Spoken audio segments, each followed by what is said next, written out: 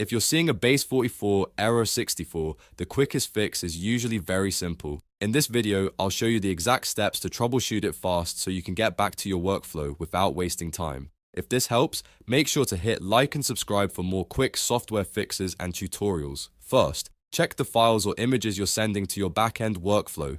Base44 error 64 can happen when the file format isn't supported, so make sure the image is a JPEG or PNG file. If you're uploading anything else, convert it to JPEG or PNG before trying again. Next, if the error still appears, do a hard refresh in your browser by pressing Ctrl plus F5.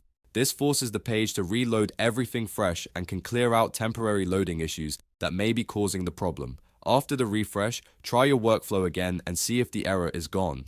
In many cases, those two steps are enough to fix Base44 error 64 quickly. So again, make sure your backend workflow files are JPEG or PNG, then hard refresh with Ctrl plus F5 and retry the action.